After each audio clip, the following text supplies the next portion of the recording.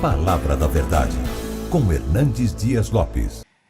Abra sua Bíblia comigo, por gentileza, na segunda carta do apóstolo Paulo a Timóteo, no capítulo 4. 2 Timóteo, capítulo 4, a partir do verso 6.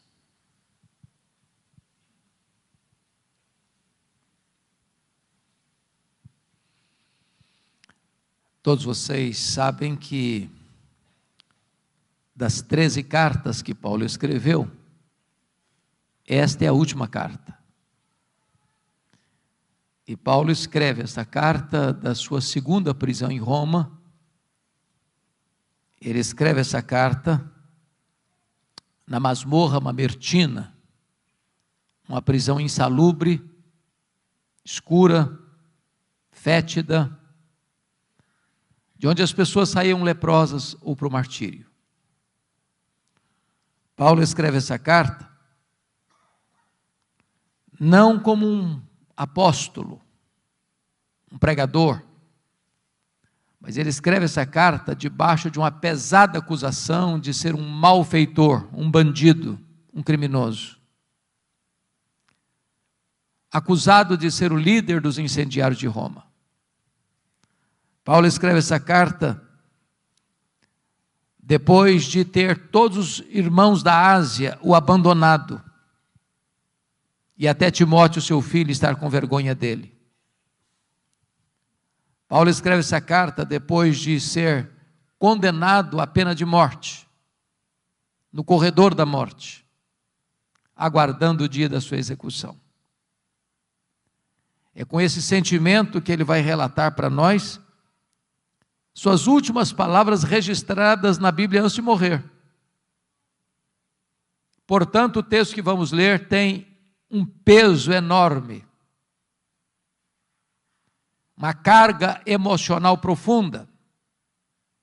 E é com esse sentimento que eu convido você a considerar essa passagem. Paulo escreve assim: quanto a mim,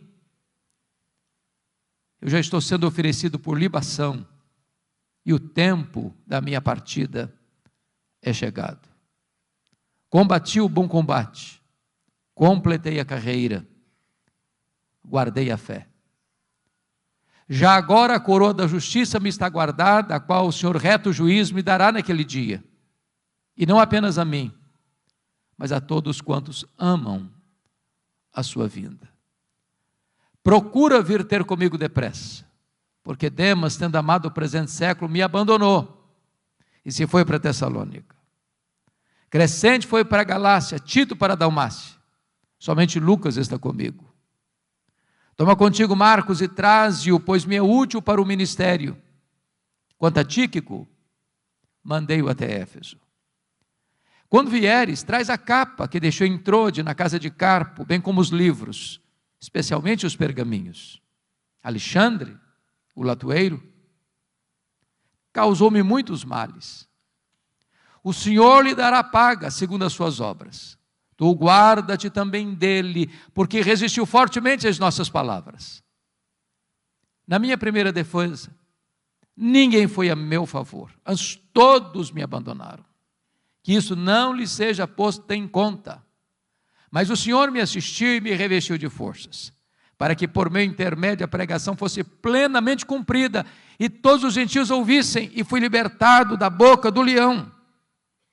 O Senhor me livrará também de toda obra maligna, e me levará salvo para o seu reino celestial. A Ele glória pelos séculos dos séculos. Amém. Amém. Eu vou pedir permissão a vocês, para só voltar nesse texto, já no final da minha fala. Eu quero nesta noite apresentar a vocês o apóstolo Paulo.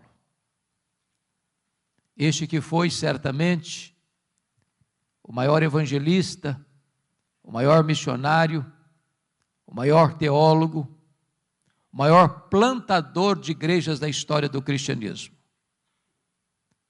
Este homem que dos 27 livros do Novo Testamento escreveu 13. Este homem que percorreu as províncias do Império Romano, plantando igrejas na província da Galácia, da Macedônia, da Caia, da Ásia Menor, que de Jerusalém o Ilírico realizou a obra de Deus. Eu quero apresentar a vocês este homem que pregou com liberdade ou na prisão, em lugares públicos ou em salões fechados, com saúde ou com doença, vivendo em paz ou perseguido, e que morre pobre, velho, cheio de cicatrizes, abandonado, acusado, condenado, executado. Mas este homem, muito embora tenha fechado as cortinas da vida diante de uma providência tão carrancuda, é mais influente na história do que todos os Césares de Roma juntos. Quem é este homem? Eu gostaria de apresentar a vocês nesta noite este homem. O primeiro cenário que nós encontramos na Bíblia sobre ele está lá em Filipenses 3 e 5. Ele foi circuncidado ao 8º dia, da linhagem de Israel, da tribo de Benjamim, hebreu de hebreus, quanto à lei, fariseu, quanto ao zelo, perseguidor da igreja. Ele é uma espécie de judeu puro sangue. Diz Atos 22, versículo 3, que ele nasceu em Tarso da Cilícia, e foi enviado para lá, onde morava sua irmã, para estudar aos pés do grande rabino Gamaliel, neto do famoso rabino Hilel, para tornar-se um dos expoentes do judaísmo do primeiro século. Conforme Gálatas 1,14, dentre os seus pares, ele se destacou, pelo seu zelo pela tradição do seu povo, e tornou-se certamente um grande líder, personalidade forte, determinado, tornou-se um poliglota, um grande rabino, a promessa de uma grande liderança em Israel. Mas curiosamente, enquanto Saulo crescia e se fortalecia em Jerusalém, um outro rabino também crescia em Israel, não na decantada Jerusalém, onde estava o Sinédrio, onde estavam as autoridades religiosas, mas na pequena, na desprezada Nazaré da Galileia, não perlustrando os bancos de uma academia, mas trabalhando duro, na urdidura da luta de uma carpintaria com as mãos calejadas. Este rabino da Galileia, aos 30 anos de idade, deixa Nazaré, vai à Judeia, vai ao Jordão, e é batizado por João Batista, dando início ao seu ministério. Diz a Bíblia que ele pregava não como os escribas e fariseus, mas pregava como quem tinha autoridade. Os cegos viam, os surdos ouviam, os mudos falavam, os coxos andavam, os leprosos eram purificados e os mortos ressuscitavam. Porém, o Sinédrio, maiormente os fariseus e os escribas, começaram a vigiá-lo, a persegui-lo, a buscar uma ocasião para pregá-lo no contrapé, para acusá-lo. E chegou um momento em que as autoridades de Israel resolveram prendê-lo à traição e matá-lo. Contrataram testemunhas falsas para acusá-lo. Acusaram-no de 2 gravíssimos crimes de blasfêmia contra Deus e de conspiração contra César. Cuspiram no seu rosto, esbordoaram a sua cabeça, levaram-no ao pretório romano e Pilatos, a despeito de estar convencido da sua inocência, covarde e convenientemente, o entrega para ser crucificado. Crucificam-no, sepultam-no para alívio do sinédrio judaico. Porém, no 3º dia da semana, um fato glorioso aconteceu. O túmulo do Rabi da Galileia foi aberto de dentro para fora. E ele entrou nas entranhas da morte, arrancou o aguilhão da morte, matou a morte e ressuscitou, inaugurando a imortalidade. Isso foi uma bomba no arraial do inimigo. Então contrataram Saulo de Tarso, como braço de ferro do Sinédrio, para perseguir de forma implacável a igreja que estava nascendo. E este personagem, Saulo de Tarso, é reconhecido no Novo Testamento por 2 retratos. Primeiro, ele era uma fera selvagem. Se não, vejamos. Atos 9:1 diz que ele respirava ameaças e morte contra os discípulos.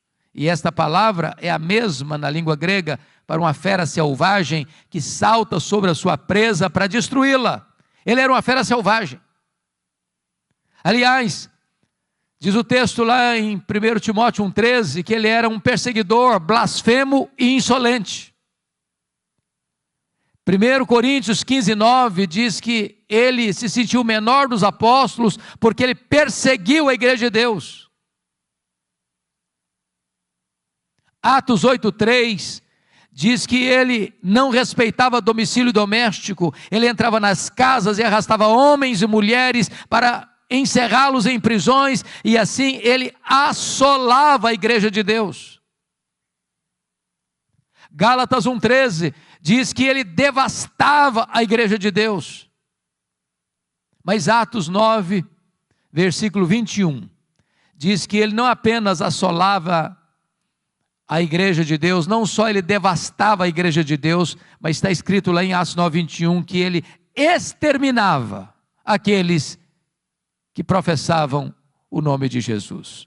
E vocês bem sabem que exterminar não é prender, exterminar não é bater, exterminar é matar. Saulo era um assassino, Saulo era truculento, Saulo era uma fera selvagem.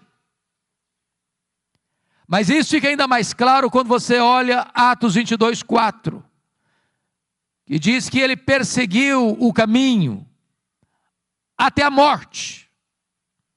E notem vocês que ele não persegue apenas os crentes, ele persegue a religião dos crentes, ele persegue o caminho, com fúria assassina. Mas Atos 26, versículo 9, diz que ele entendia que devia fazer muitas coisas contra o nome de Jesus.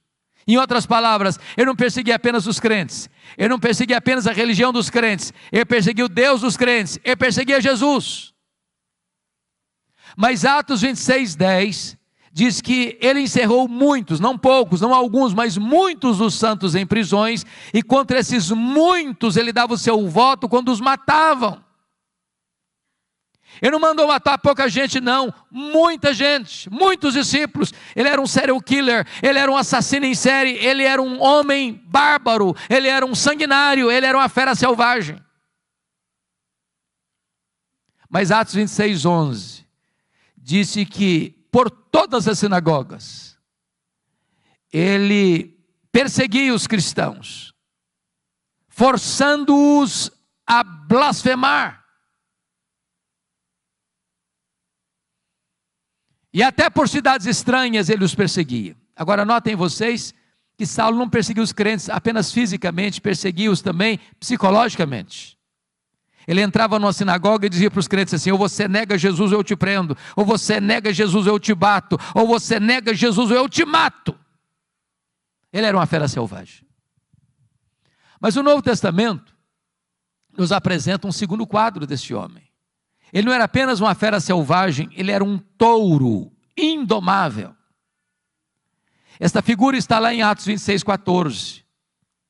Quando o próprio Senhor Jesus Cristo aparece para ele no caminho de Damasco, quando ele furiosamente marchava para Damasco para prender os cristãos, e o Senhor disse para ele: Saulo, Saulo, por que me persegues? Dura coisa te é recalcitrares contra os aguilhões.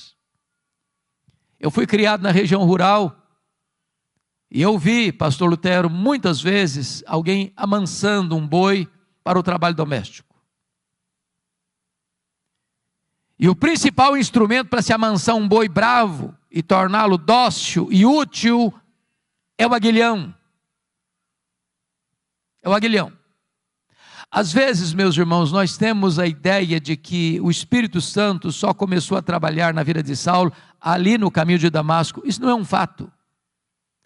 Todas as vezes que Saulo entrava numa casa e arrastava homens e mulheres para a cadeia, todas as vezes que Saulo entrava numa sinagoga e forçava os crentes a blasfemarem, e esses crentes, em vez de blasfemarem, estavam dispostos a sofrer e a morrer por causa da sua fé, e Saulo mandava matar essa gente que negava ou que recusava-se a negar a Cristo, era o Espírito Santo ferroando esse touro bravo. Era o Espírito Santo picando a consciência deste homem selvagem. Mas ele não quer se curvar, ele não quer ser amansado. Até o dia que, caminhando ele para Damasco, o domador de touro bravos brada desde as alturas e o joga ao chão, e diz: Saulo, Saulo, por que me persegues? Dura coisa te é recalcitrares contra os aguilhões. O touro bravo está caído, o touro bravo está vencido, o maior perseguidor do cristianismo está convertido. Encerra-se aqui o primeiro capítulo da sua vida, abre-se um novo capítulo na sua história, a preparação de Saulo para o ministério. Diz a Bíblia que ele ficou cego, e ele é levado aqui da estrada de Damasco para a rua direita, na casa de Judas, onde fica 3 dias cego, orando. E então o Senhor aparece a Ananias em uma visão, lá em Damasco, e diz: Ananias, vá à rua direita, na casa de Judas, e impõe as mãos sobre Saulo, ele está orando, para que ele recobre a sua visão. E Ananias responde: mas Senhor, eu tenho ouvido de tanta gente quantos males tem feito este homem aos teus santos em Jerusalém. E o Senhor diz: vai, porque ele é para mim um vaso escolhido. Eu enviarei para longe aos gentios, aos reis, ao seu próprio povo, e eu lhe mostrarei o quanto importa sofrer pelo meu nome. Diz a Escritura que Ananias foi, que Ananias impôs sobre ele as mãos, escamas como que caíram dos seus olhos, ele ficou cheio do Espírito Santo, e ele se levantou, e ele foi batizado. Agora eu peço que você abra sua Bíblia comigo, por favor, em Atos 9:20.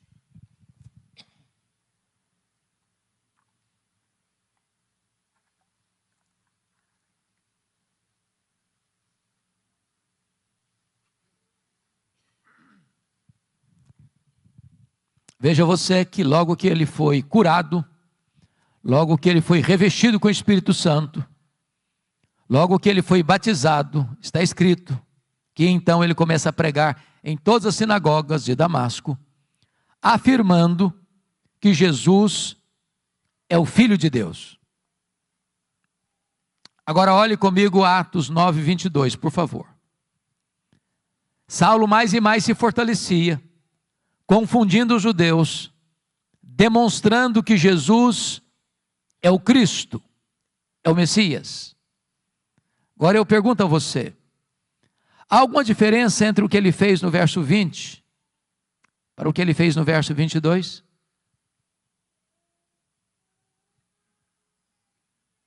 No verso 20 ele afirma que Jesus é o Filho de Deus. No verso 22 ele demonstra que Jesus é o Cristo, o Messias. Há uma profunda diferença. Demonstrar é provar uma tese detalhada, meticulosa e exaustivamente.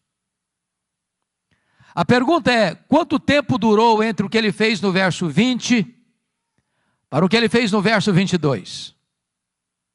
Atos não responde esta pergunta. Dr. Ray Stedman, de quem falávamos agora há pouco, disse que há um intervalo aqui do verso 20 para o verso 22 de 3 anos. E onde Paulo esteve nesses 3 anos? Diz a Bíblia lá em Gálatas, capítulo 1, a partir do verso 13, que logo que ele foi convertido em Damasco, ele não subiu para Jerusalém onde estavam os apóstolos, mas ele foi para a região da Arábia, e lá ele ficou 3 anos, Após o que ele retorna outra vez para Damasco. E a pergunta é: o que ele ficou fazendo 3 anos na Arábia? E a resposta é: um seminário intensivo com o Senhor Jesus. Se Jesus investiu 3 anos nos apóstolos em Israel, Jesus investe 3 anos em Saulo na Arábia. As doutrinas que ele aprendeu na Arábia não foram como as doutrinas que ele aprendeu no judaísmo aos pés de um mestre humano, mas foi por revelação do próprio Senhor Jesus. Certamente nesses 3 anos ele releu o Antigo Testamento e descobre uma coisa: aquele Jesus que ele estava perseguindo era de fato o Messias. E então, convencido dessa verdade, diz Gálatas 1,18, que ele retorna outra vez para Damasco, e aí que se encaixa Atos 9,22, Saulo mais e mais se fortalecia, confundindo os judeus, provando, demonstrando que Jesus é o Messias, que Jesus é o Cristo. O que acontece com ele? Os judeus de Damasco querem matá-lo. E ele precisa fugir de noite, de forma humilhante, dentro de um cesto, muralha abaixo. Para onde ele vai? Agora ele vai subir para Jerusalém. Então veja comigo aí Atos 9,26. Agora ele sobe para Jerusalém. E aqui, meus amados, eu quero levantar uma tese. Eu preciso muito da sua atenção para acompanhar o meu raciocínio, para você não perder o centro desta lição. Quando Saulo sobe aqui para Jerusalém, ele não está governado pela nova aliança, ele está governado pela velha aliança. A nova aliança é uma doutrina gloriosa, que o próprio Paulo vai ensinar na sua segunda carta aos Coríntios, a partir do capítulo 2, versículo 14, quando ele diz: graças, porém, a Deus, que em Cristo sempre nos conduz em triunfo, e por meio de nós manifesta a fragrância do seu conhecimento, tanto nos que são salvos como nos que se perdem, para esse cheiro de vida para a vida, para aqueles aroma de para a morte. Mas quem, porém, é suficiente para essas coisas? E a pergunta fica no ar, sem resposta. E a resposta só chega no capítulo 3, versículos 4 e 5, quando ele diz: a nossa suficiência vem de Deus. Quando Moisés desceu do Monte Sinai, com as tábuas da lei, o povo disse para Moisés: tudo que o Senhor falou, nós faremos. E eu pergunto a vocês: fizeram? E a resposta é não. Por que não? Faltou sinceridade do povo? Não, faltou poder. Na velha aliança tudo depende de você, nada de Deus. Na nova aliança tudo depende de Deus, nada de você. A nossa suficiência vem de Deus. Então a tese que eu quero levantar agora é que quando Saulo sobe para Jerusalém, em Atos 9,26, ele não está governado pela nova aliança, mas pela velha aliança. Por quê? Porque ele está convencido de uma coisa. Ele está convencido de que ele será o grande líder da igreja de Jerusalém. E ele tinha motivos para isso? Primeiro, todos os apóstolos de Jesus, exceto Judas Iscariotes, eram galileus. E vocês bem sabem que aqui na Judéia, os galileus eram tidos como gente de segunda classe. Tanto é fato que quando o Espírito Santo foi derramado, lá em Atos 2, o derramamento do Espírito produziu na multidão 3 reações. Primeiro, ceticismo. O que quer isso dizer? Segundo, preconceito. Ah, são galileus. Terceiro, zombaria. Estão bêbados. Saulo deve ter pensado assim: esses galileus aqui na Judéia, aqui em Jerusalém, não vão conseguir nada não. Segundo, os apóstolos do Senhor Jesus Cristo, além de galileus, eram iletrados. Jerusalém era a capital intelectual da teologia. Lá estavam os escribas, lá estavam os fariseus, lá estavam os saduceus, lá estavam os teólogos da época. E Saulo deve ter pensado: esses discípulos aí, além de galileus, são iletrados, eles não vão conseguir nada aqui em Jerusalém. Saulo deve ter pensado assim: eu tenho o melhor preparo, eu tenho o melhor currículo, eu tenho melhor performance, eu tenho as características que essa cidade precisa para que o evangelho deslanche aqui. Sabe o que aconteceu? Veja aí Atos 9,26.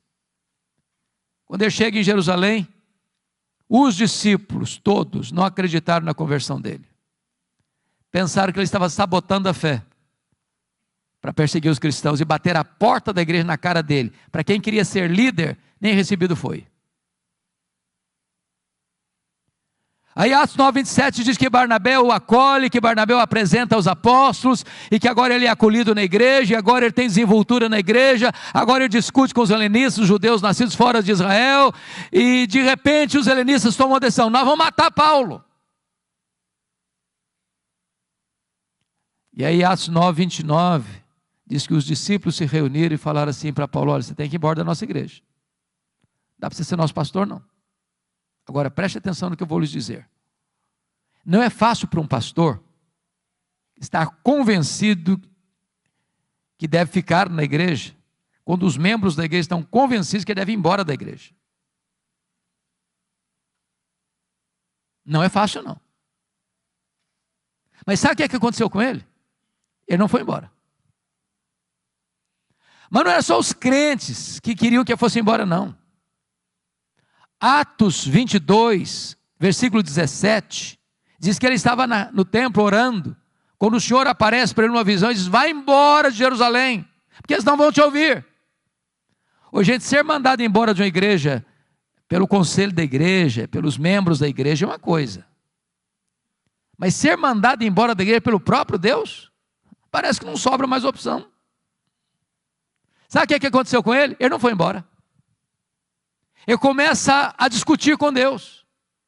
Ele começa a razoar com Deus. Mas Senhor, eu persegui a igreja aqui. Quando mataram Estevão, tua testemunha, eu estava presente, consentia nisso. Até guardei as vestes daqueles que o apedrejaram. Sabe o que ele está dizendo para Deus? Oh Deus, o Senhor pensa melhor, o Senhor pensa direito.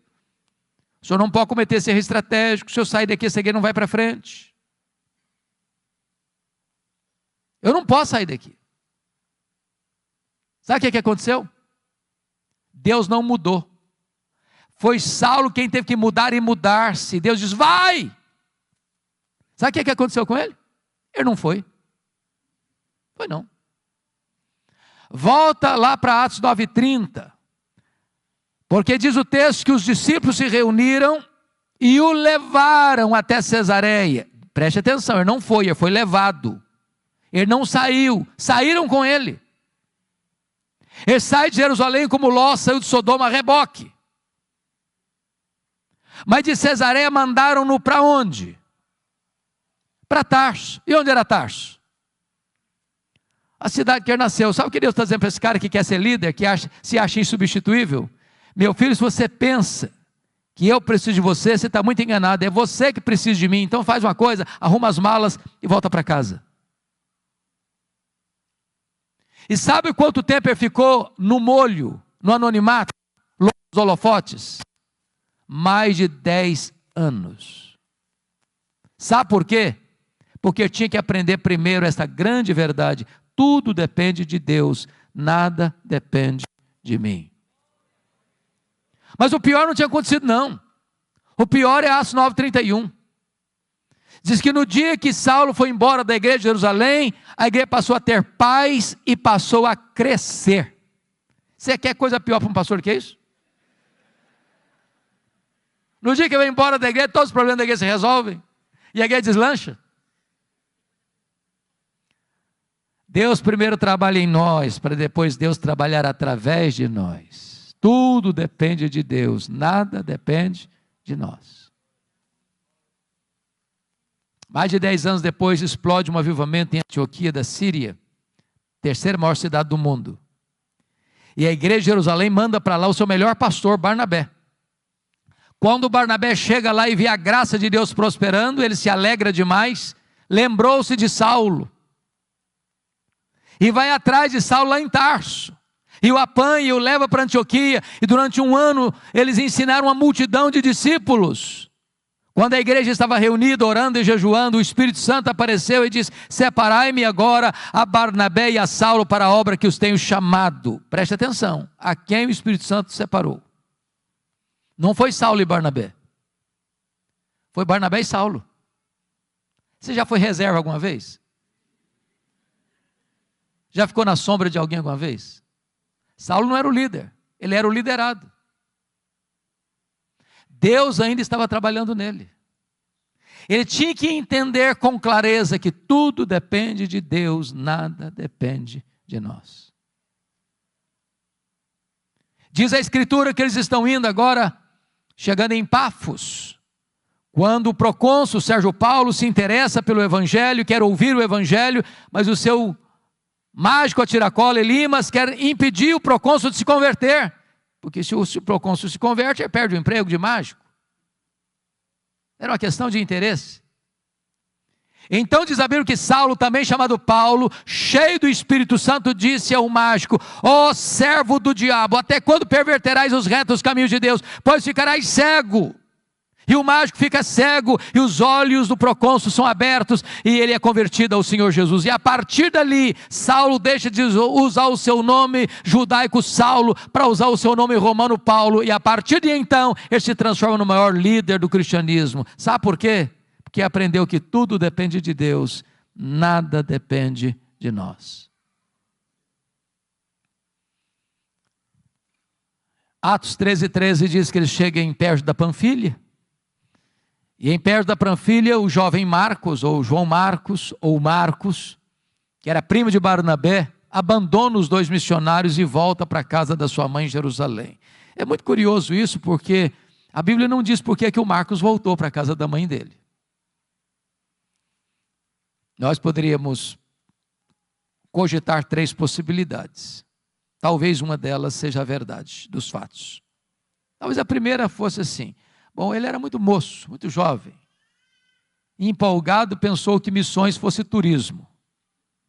Quando percebeu que não era turismo, ele se decepcionou e voltou. Pode ser, não sei. Talvez uma segunda possibilidade, que quando eles saíram de Antioquia da Síria, o líder da caravana era o primo dele, o Barnabé. Em Pafos, a liderança muda das mãos de Barnabé para Paulo. Ele deve ter pensado: sob a liderança do meu primo, eu tinha coragem de ir, na liderança do outro eu não vou não. Mas é uma terceira possibilidade, eu particularmente creio nessa terceira possibilidade. Está escrito em Gálatas 4, a partir do versículo 13, até o versículo 15, que Paulo pregou o Evangelho pela primeira vez na Galácia, Antioquia da Pisídia, Icônio, Derbe e Listra, por causa de uma enfermidade física. Pergunta: que enfermidade física era essa? Talvez a mesma que Paulo se refere em 2 Coríntios 12:7, um espinho na carne, mensageiro de Satanás, para me esbofetear, a fim de que eu não me ensoberbeça. Então, notinha de rodapé: o espinho na carne de Paulo procedeu de Deus ou do diabo? E a resposta categórica é: procedeu de Deus. Como é que você sabe? Por causa do propósito, para que ele não se ensoberbecesse. Alguém tem dúvida que o diabo trabalha 24 horas para fazer da gente um balão, um pavão, uma bola de orgulho? Mas se o espinho na carne procedeu de Deus, como é que o diabo batia na cara dele com esse espinho? Porque esse é o papel do diabo. Quando a providência é carrancuda, o diabo chega sorrateiramente e pergunta assim: e aí, você não é crente? Você não está fazendo a obra de Deus? Você não é fiel a Deus? Está passando essa magrela toda, está doente, está sofrendo. Se Deus gostasse de você, se Deus se importasse com você, você não estava nessa. O diabo quer vender essa propaganda de que ser crente é viver numa estufa, blindado. O Senhor Jesus nunca prometeu que nós não teríamos aflições nessa vida, Ele prometeu estar conosco todos os dias, até a consumação dos séculos. Dizem os estudiosos que essa região de perto da Panfilha, onde João Marcos abandonou os dois missionários, era uma região alagadiça, pantanosa, com forte incidência de malária. E é muito provável que Paulo contraia uma malária aqui, porque não consta que Paulo tenha saído doente de Antioquia da Síria, mas consta que ele chegou doente na Galácia. Antioquia da Pisídia, Icônio, Derbe e Listra. E essa doença naquela época era tão severa e não tinha tratamento adequado, que dava uma dor de cabeça alucinante e afetando inclusive a visão. E os crentes da Galácia disseram que, se possível fosse, eles teriam arrancado os próprios olhos para dá-los a Paulo. Dá-nos a impressão que Paulo tinha um problema de visão. É por isso que ele propriamente não escrevia suas cartas, ele usava uma pessoa para escrever e depois pegava a pena para dar a sanação final. Talvez por isso ele chamou o sumo sacerdote parede branqueada, porque via tudo meio lusco-fusco. Bom, o certo é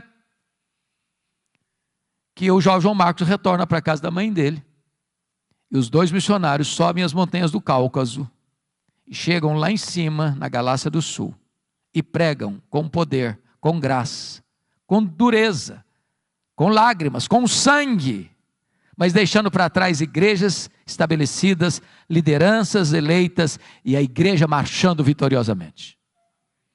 Agora eles retornam para a igreja base, a igreja de Antioquia da Síria, e observe comigo que está escrito aí em Atos 14, 26 e 27. Reunida a igreja, relataram quantas coisas fizera Deus, e como Deus abriu a porta do evangelho para os gentios. Preste atenção nisso. Há espaço para testemunho na igreja, mas não há espaço para projeção humana na igreja. Eles não relataram quantas coisas fizeram eles relataram quantas coisas fizera Deus. Quem faz a obra é Deus, nós somos apenas os instrumentos. Agora note outra coisa, quando a igreja cresce, os problemas surgem, porque não há crescimento de igreja sem luta. É por isso que Atos 15:1 diz que quando os membros da seita dos fariseus escutaram lá em Jerusalém que os gentios estavam sendo recebidos sem passar pelo rito da circuncisão, eles desceram e disseram para os crentes gentios assim: se vocês não se circuncidarem, vocês não poderão ser salvos. Se vocês não circuncidarem e não guardarem a lei, vocês não podem ser salvos. Bom, mas isso não é evangelho. E se afirmar que o sacrifício de Cristo não foi suficiente? E se afirmar que sua fé em Cristo não é o bastante? Então vou lhes dizer algo muito solene agora. Não adianta fazer missões se a teologia é ruim. Porque se a teologia é ruim, quanto mais se prega, pior fica. Então não dá para fazer uma segunda viagem missionária sem corrigir a rota teológica da igreja. O que fizeram? Convocaram um concílio em Jerusalém. Os apóstolos, os presbíteros, e eles se reuniram para debater a matéria. Lá estava sob a liderança de Tiago, irmão de Jesus, lá estava o testemunho de Barnabé, de Pedro, de Paulo, e então tomam a decisão, e escrevem a decisão, comunicam a decisão às igrejas. É só a fé em Cristo para a salvação, não se agrega mais nada à obra perfeita e cabal do Senhor Jesus Cristo. Agora a teologia está boa, agora Paulo precisa voltar, e agora note comigo Atos 15:36. Ele chega para Barnabé e diz: Barnabé, vamos voltar para a segunda viagem missionária, Barnabé? Vamos visitar aquelas igrejas que nós plantamos, vamos fortalecer aqueles irmãos? Barnabé diz: vamos, Paulo, vamos sim. Só um detalhe, eu quero levar comigo, com a gente, o meu primo, o Marcos. Paulo respondeu assim: eu não acho justo levarmos aquele que nos abandonou desde perto da Panfilha. E aí diz o texto que houve uma desavença tal entre os dois líderes, Paulo e Barnabé, que os dois não caminharam juntos mais. Portanto, o relato e o registro está muito polido, mas deve ter sido alguma coisa mais severa do que foi isso. Eu vou tentar parafrasear para tentar captar o que houve. Eu acho que foi mais ou menos o seguinte: Paulo chegou para o Barnabé e disse: Barnabé, que decisão maravilhosa o concílio de Jerusalém tomou. Vamos fazer uma coisa agora? Agora que a rota da igreja, da teologia está boa, vamos voltar para a obra missionária? Barnabé disse: vamos, Paulo. Mas deixa eu te fazer uma pergunta. Você lembra do meu primo? Uai, Barnabé, mas é claro que eu lembro. Deixa eu dizer, eu estou com vontade de levar com a gente. E ele está todo empolgado para ir. Paulo fechou a cara. O Barnabé, comigo esse cara não vai não. Ô Paulo, mas ele melhorou, ele está mais maduro. Ele vai ser uma benção, comigo ele não vai não. Mas Paulo, deixa eu te falar, você não pode ser tão duro assim não. Vamos dar uma chance para o menino, comigo ele não vai. Mas Paulo, ele vai ser útil para nós, comigo ele não vai, Barnabé. Pronto, acabou, não vai. Deixa eu dizer uma coisa, notinha de rodapé. Os líderes da igreja não deviam brigar não, sabia? Mas às vezes brigam. Mas até quando os líderes brigam, o plano de Deus não pode ser frustrado. Porque agora, em vez de uma caravana, tem duas. Barnabé pega o Marcos e leva lá para Chipre. Paulo pega um profeta da igreja de Jerusalém, Silas, e vai para outra direção. Eu fico imaginando se não tivesse um Barnabé na vida do Marcos. Você já se sentiu persona não grata alguma vez? Já se sentiu descartado alguma vez? Já escutou de alguém comigo que você não trabalha? Você não tem perfil? Eu não acredito em seus dons, não acredito nos seus talentos, não acredito em você? Barnabé investiu no menino. Mais tarde Pedro discipulou esse Marcos. Mais tarde esse Marcos foi o primeiro evangelista a escrever o evangelho. Foi o primeiro evangelho a ser escrito, foi Marcos. Mais tarde Paulo vai dizer: ô Timóteo, quando você vier aí, meu filho, traz o Marcos aí com você. Ele me é útil para o ministério. O plano de Deus passa pela viagem de Paulo e Silas, e Paulo quer entrar na Ásia, o Espírito de Deus o impede de entrar na Ásia, e de repente ele escuta a voz de um varão macedônio: passa Macedônia, ajuda-nos, e ele entra na Macedônia, ele entra na Europa, e louvado seja Deus. Talvez você e eu estejamos aqui nesta noite, porque o Espírito Santo inclinou a obra missionária para o Ocidente, não para o Oriente naquele tempo. Mas não foi com facilidades não, porque lá em Filipos diz a Bíblia que sob a orientação de Deus, Paulo e Silas são presos, são açoitados em praça pública, são jogados dentro de um cárcere interior. Então, me permita dizer isso: quem dá a direção missionária para a igreja é Deus, mas quem precisa saber e escolher os melhores métodos somos nós. Quando eu olho, pastor Lutero, para a estratégia missionária de Paulo, eu vejo Paulo se concentrando em cidades estratégicas. Filipos, colônia romana. Tessalônica, capital da Macedônia. Acaia, importante cidade da Macedônia. Atenas, cidade mais intelectual do mundo. Corinto, capital da Caia. Éfeso, capital da Ásia Menor. O que Paulo está entendendo é o seguinte: se você planta igrejas estratégicas em lugares estratégicos, essas igrejas vão plantar igrejas em toda a micro-região. Agora, mesmo tendo a direção de Deus, escolhendo os melhores métodos, você não tem vida fácil. Porque Paulo foi açoitado em Filipos, Paulo foi escorraçado de Tessalônica, Paulo foi enxotado de Bereia, Paulo foi chamado de tacarela em Atenas, Paulo foi chamado de impostor em Corinto. Ele vai para a terceira viagem missionária, dedicando-se 3 anos em Éfeso, e lá ele enfrenta feras, e ele diz que enfrentou lutas maiores que as suas forças. Mas notem, depois de 3 anos em Éfeso, onde ele experimenta um grande avivamento, e onde ele planta igrejas direto ou indiretamente em toda a província da Ásia Menor, como Esmirna, Pérgamo, Tiatira, Sardes, Filadélfia, Laodiceia, Colossos e Hierápolis, agora ele está retornando para Jerusalém por uma razão.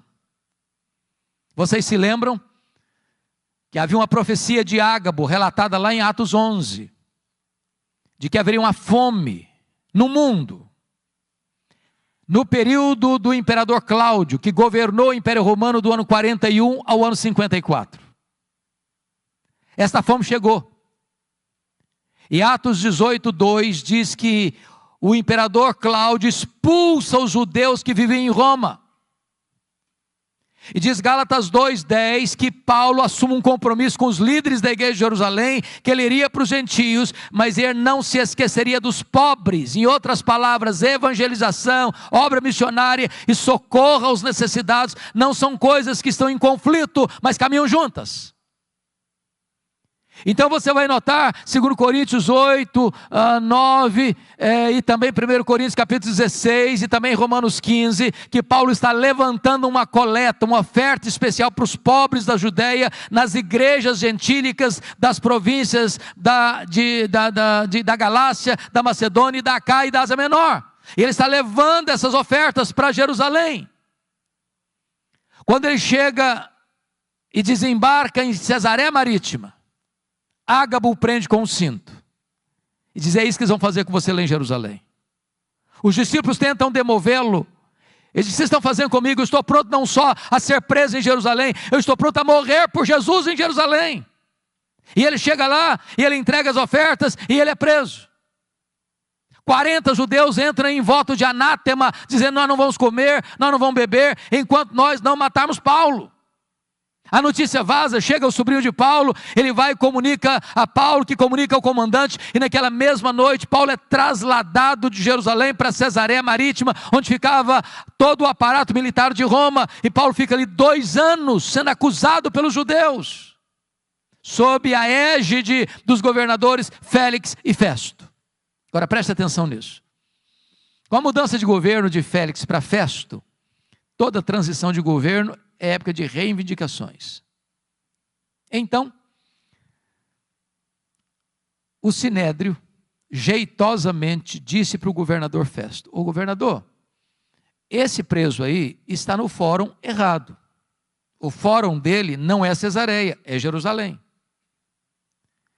Então, quem deve julgar esse homem não é o governador, não é uma questão política, não interessa a Roma isso, é uma questão puramente religiosa. Nós somos o fórum adequado, legítimo, onde ele deve ser julgado, mas queriam matar Paulo na estrada. Paulo percebe a traição e diz para o governador: eu sou cidadão romano, eu quero ser julgado diante de César. O governador diz: para César você quer ir? Para César você irá. Mas antes, Atos 23:11, diz que o próprio Senhor apareceu para Paulo em Jerusalém e disse: coragem, Paulo, assim como você deu testemunho aqui em Jerusalém, eu quero que você dê testemunho também em Roma. Paulo quer ir para Roma, Deus o quer em Roma, mas quando ele parte para ir para Roma, ele enfrenta um naufrágio. Você pode entender isso? Tinha 276 pessoas dentro daquele navio. O pânico, o medo tomou conta de todo mundo. 14 dias sem saber se era dia ou noite. Ninguém conseguia comer, era um pânico todo, a morte mostrava a carranca para eles. Quando tudo parecia perdido, um anjo de Deus apareceu para Paulo dentro do navio e disse: coragem, Paulo, ninguém vai morrer, eu entreguei toda essa gente na sua mão, mas é necessário que vocês vão dar numa ilha. E aí eles começam a orar. A oração mais óbvia que eu vejo na Bíblia, eu não encontro nenhuma oração mais óbvia do que essa. Sabe por que eles oraram? Para o dia amanhecer. Você já orou para o dia amanhecer?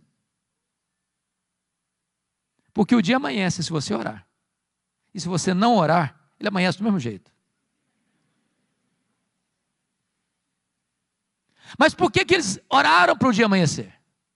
É que tem hora que a escuridão da alma é tão densa, que você diz: meu Deus, eu não aguento mais. Ou o dia amanhece, ou eu pereço. Quando o dia amanheceu, eles avistaram a ilha de Malta. O navio se arrebenta todo, mas ninguém perece, todos se salvam. Os malteses, que eram bárbaros, não falavam o grego, prepararam uma grande fogueira para aquecê-los. E diz a Bíblia que dos 276 que estavam dentro do navio, o único que quis manter a chama acesa foi Paulo. Foi catar uns gravetos para jogar na fogueira. Quando ele pega aquele punhado de gravetos e joga na fogueira, do fogo brota uma víbora que prende na mão do Paulo. E os bárbaros gritaram: é um assassino, tenta se livrar do mar, a justiça não deixa viver, vai cair, vai inchar, vai morrer. Não caiu, não inchou, não morreu, mudaram de opinião, é um Deus. Não, agora não é nem um assassino e nem um Deus, é um servo do Deus vivo.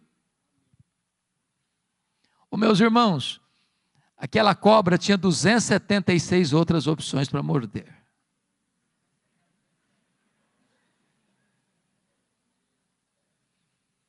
Pois bem, agora Paulo fica os 3 meses de inverno pesado ali na ilha de Malta, porque era a providência de Deus. Sabe por quê?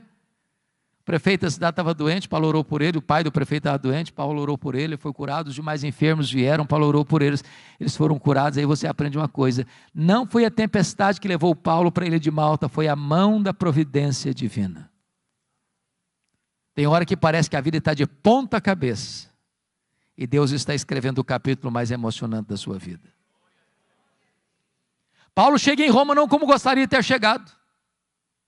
E queria ter chegado para ficar com a igreja, para encorajar a igreja, para ser abençoado pela igreja, para ser enviado para a Espanha pela igreja de Roma. Mas ele chega preso, chega algemado. Mas ele vai dizer na carta aos Filipenses 1,12 assim: meus irmãos, eu quero que vocês saibam que as coisas que me aconteceram têm antes contribuído para o progresso do Evangelho. Agora notem isso. Você poderia chegar para Paulo e perguntar assim: ô Paulo, que coisas lhe aconteceram? Que coisas, Paulo? E ele podia fazer um resumão para nós. Ele podia dizer o seguinte: olha gente, eu fui perseguido em Damasco, eu fui rejeitado em Jerusalém, eu fui abandonado em Tarso, eu fui apedrejado em Listra, eu fui açoitado em Filipos, eu fui escorraçado em Tessalônica, eu fui enxotado de Bereia, fui chamado de tagarela em Atenas, eu fui chamado de impostor em Corinto, eu enfrentei feras em Éfeso, eu enfrentei um naufrágio para Roma, fui picado por uma cobra em Malta, eu cheguei em Roma preso e algemado, mas eu quero que vocês saibam que as coisas que me aconteceram têm antes contribuído para o progresso do Evangelho. Se eu não crê em acaso, se eu não crê em sorte, se eu não crê em azar, se eu não crê em determinismo cego, se eu não crê que a mão de Deus dirige o seu destino. E porque ele está preso em Roma, em Filipenses 1, ele diz que 3 coisas aconteceram com ele. Primeiro, as igrejas foram mais encorajadas a pregar. Quando viram Paulo preso e trabalhando, se mexeram. O Ray Stedman, neste livro que nós comentávamos agora há pouco, A Dinâmica de uma Vida Autêntica, diz que um dos bons e eficazes métodos de crescimento de igreja, eu pessoalmente não gosto dele, é o seguinte: você quer ver a igreja crescer? Bote os pastores na cadeia e a igreja crescerá.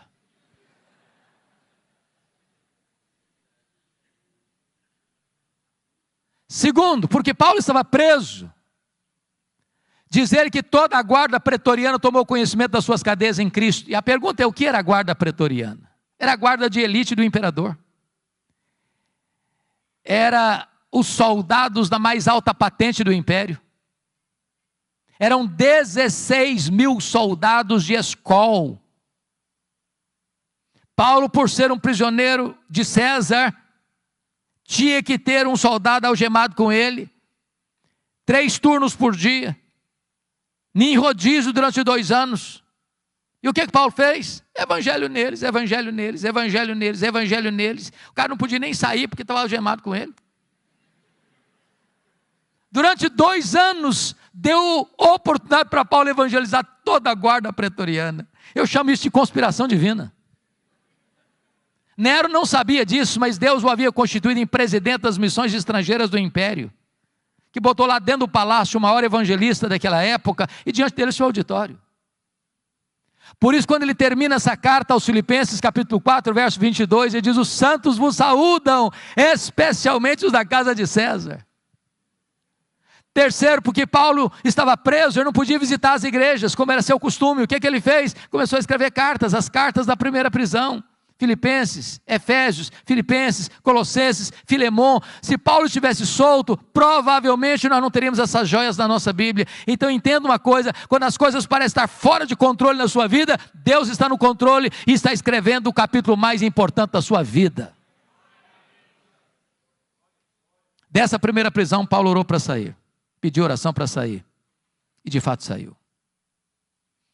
Eu acho que ele fez a 4ª viagem missionária. Deixou Tito em Creta, deixou Timóteo em Éfeso, passou por Nicópolis, muito provavelmente foi à Espanha, como era seu desejo. Mas um fato acontece nesse interregno. No dia 17 de julho do ano 64, a cidade de Roma, a maior cidade do mundo, mais populosa, mais rica, mais poderosa, a cidade eterna, a capital do império, é incendiada. 7 noites e 6 dias de incêndio. Quando o incêndio acabou, o imperador assistia o espetáculo horrendo da torre de Mecenas, vestido de ator, tangendo a sua lira. Ele encontra um bom álibi para botar a culpa do incêndio de Roma nos crentes. Porque dos 14 bairros de Roma, 10 foram devastados. Mas os 4 que sobraram eram densamente povoados por judeus e cristãos. Ele põe a culpa do incêndio de Roma nos cristãos. Começa um verdadeiro massacre. Faltou madeira para fazer cruz, tamanha quantidade de crentes crucificados. Quando não tinha mais madeira para fazer cruz, os crentes eram cobertos de piche, amarrados nos postes e queimados vivos para iluminar as noites de Roma. Paulo, a essas alturas, já era o maior líder do cristianismo. Começam a caçá-lo, até que botam a mão nele. talvez em Trode, na casa de Carpo. Não deu prazo de pegar seus livros, seus pergaminhos, sua capa surrada. E agora ele é jogado na masmorra mamertina, um lugar úmido, frio, insalubre, de onde as pessoas saiam leprosas ou para o martírio. Pois é de dentro dessa masmorra que ele escreveu o 2 Timóteo. E agora eu peço que você abra lá no texto lido, para nós encerrarmos. A pergunta é, como é que esse homem se sente? Maior teólogo, maior pastor, maior evangelista, maior plantador de igrejas, velho, pobre, cheio de cicatrizes, dentro de uma masmorra, acusado, abandonado, condenado, no corredor da morte, aguardando o dia da sua execução. Como é que esse homem se sente? Pois ele vai fazer para nós uma avaliação da vida, nos versos 6 a 8. Primeiro, ele avalia o seu passado no verso 7. Confira aí comigo, todos os verbos estão no passado. Combati o bom combate, completei a carreira, guardei a fé. Ele está dizendo o seguinte, a vida não foi de amenidades, foi um combate. Eu não larguei a obra de Deus no meio do caminho, não. Eu completei a carreira, eu não negociei a verdade, nem transigi, nem com a minha consciência, não. Eu guardei a fé. Notem comigo no verso 6 que vai fazer uma avaliação do presente agora. Quanto a mim, já estou sendo oferecido por libação e o tempo da minha partida é chegado. Sabe o que ele está dizendo para Timóteo? Ô Timóteo, Roma vai me matar. Mas deixa eu dizer, Timóteo, não é Roma que vai me matar, não. Eu vou me entregar. E eu não vou me entregar para Roma, não, Timóteo. Eu vou me entregar para Deus como uma oferta de libação ao Senhor. E tem mais, Timóteo, eu não vou morrer, não. Eu vou partir. Porque a palavra partida aí é um eufemismo para a morte. E essa palavra partida no grego tem 3 significados. Primeiro, essa palavra significava tirar o peso das costas de alguém. Sabe o que é morrer para um crente? Apocalipse 14, 13 diz o seguinte, que é descansar das suas fadigas. Segundo, a palavra partida significa desatar um bote de um tronco e atravessar para o outro lado do rio. Sabe o que é morrer para um crente? É fazer a última viagem da vida rumo à pátria celestial. Terceira, a palavra partida no grego significa afrouxar as estacas de uma barraca, levantar acampamento e ir para sua casa permanente. Sabe o que é morrer para um crente? É mudar de endereço e ir para a casa do Pai. Paulo não está com medo de morrer, porque sabe em quem tem crido e está pronto indo. Mas agora Paulo vai fazer uma avaliação do seu futuro no verso 8, confira comigo. Já agora a coroa da justiça me está guardada, a qual o Senhor reto juízo me dará naquele dia, e não apenas a mim, mas a todos quantos amam a sua vinda. O que Paulo está dizendo é o seguinte, ô Timóteo, o juiz de Roma, no tribunal de Roma, me considerou culpado e vai me executar. Mas isso, Timóteo, não me importa.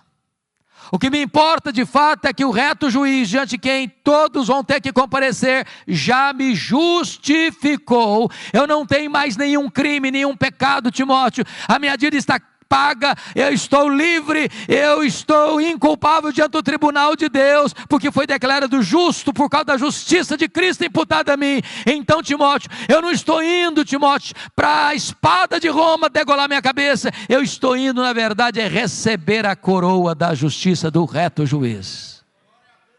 Louvado seja o Senhor. Mas, irmãos, esse homem não é um super-homem. Esse homem não é um super-crente. Esse homem é um homem, como você e eu. E antes de morrer, ele abre o coração e compartilha conosco os últimos sentimentos da sua alma, as lutas que viveu no corredor da morte.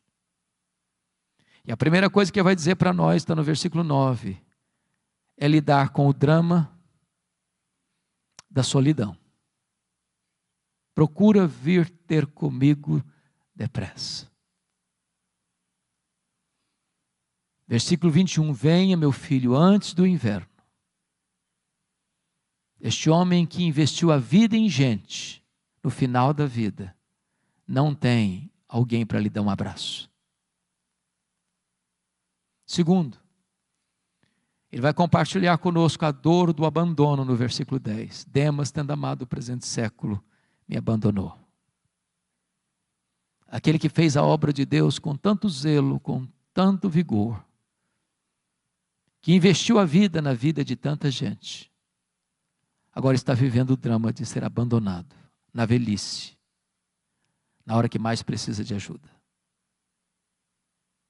Terceiro, e compartilhe conosco o drama das privações.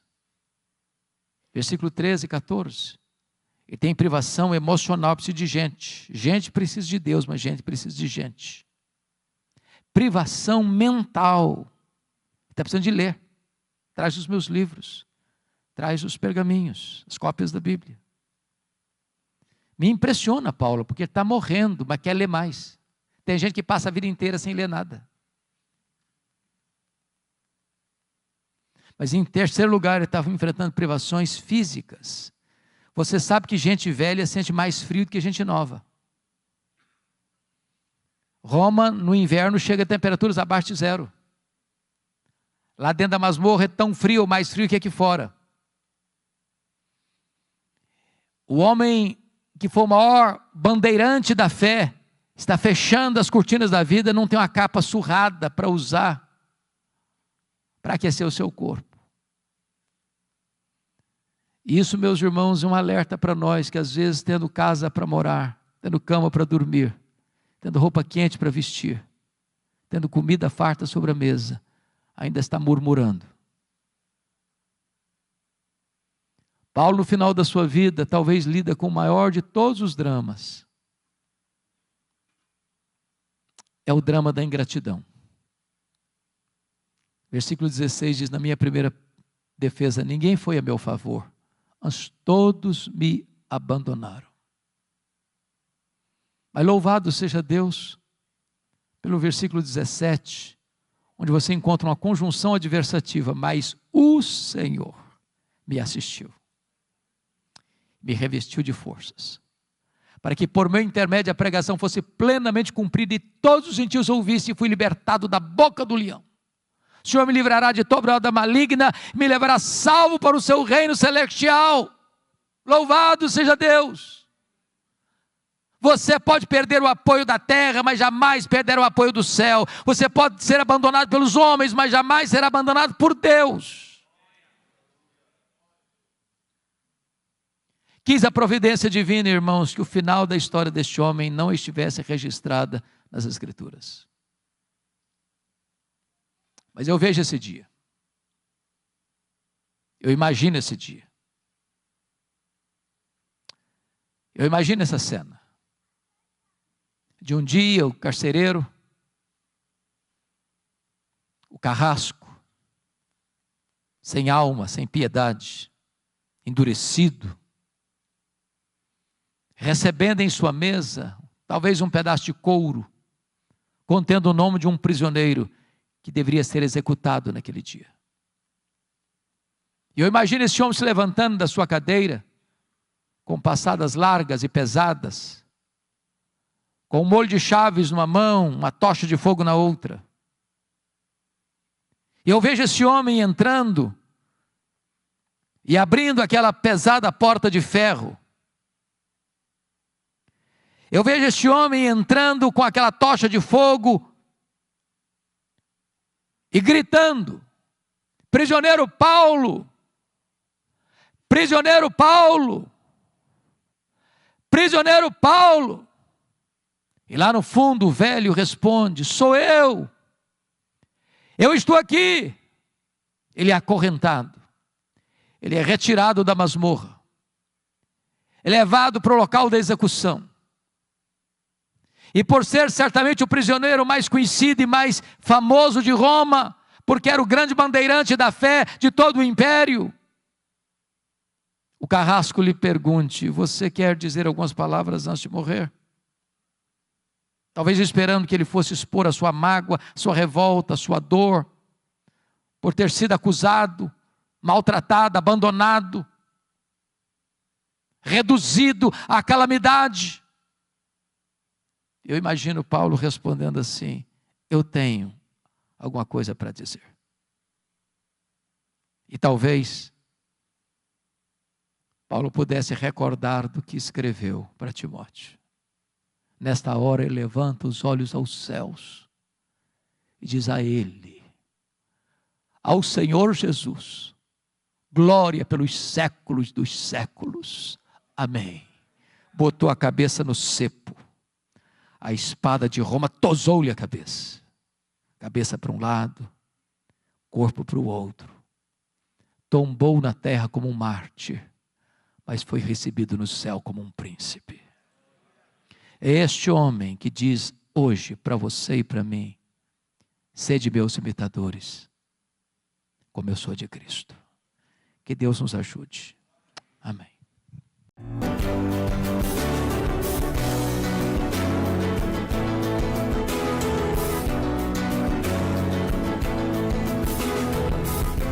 Palavra da Verdade, com Hernandes Dias Lopes.